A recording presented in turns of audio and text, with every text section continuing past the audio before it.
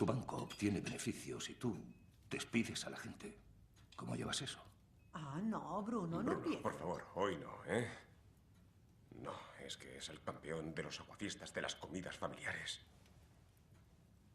Muy mal, tío. Sí, muy mal. Eso no contesta a mi pregunta. El banco se estaba hundiendo. Teníamos que salvarlo. Despedir a gente. Para salvar 100.000 empleos. No me vaciles, Mark. Llevo mucho tiempo oyéndolo. Sangráis a la gente 3 veces. 1. La bolsa quiere sangre. Deslocalizáis y el trabajador se va al paro. 2. Lo sangráis como cliente. 3. Con la deuda en Europa sometéis a los países y se sangra el ciudadano. Y como el trabajador, el cliente y el ciudadano son el mismo, le jodéis 3 veces. Creo que el dinero lo pudre todo, sí.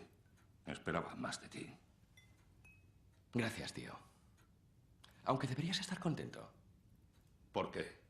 ¿Porque se deslocaliza y se fabrican parados? ¿Porque se aumentan los precios para enriquecer a los accionistas? ¿Y porque destruyen el modelo social para pagar la deuda?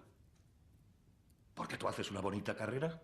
No, porque yo hago realidad tus sueños de juventud. Mis sueños de juventud. ¿Tú y tus camaradas con qué soñabais? ¿Con el triunfo de la Internacional? Está aquí. El dinero no conoce fronteras, el trabajo tampoco. Oye, mira, ¿ves este juguete? Lo compré en Londres, de marca alemana, fabricado en Indonesia. Por niños. Puede ser. Pero no sé si el mundo con el que soñabas habría alimentado a esos niños. Nuestra Internacional lo conseguirá. También trabajo para eso. Ah, Nueva York.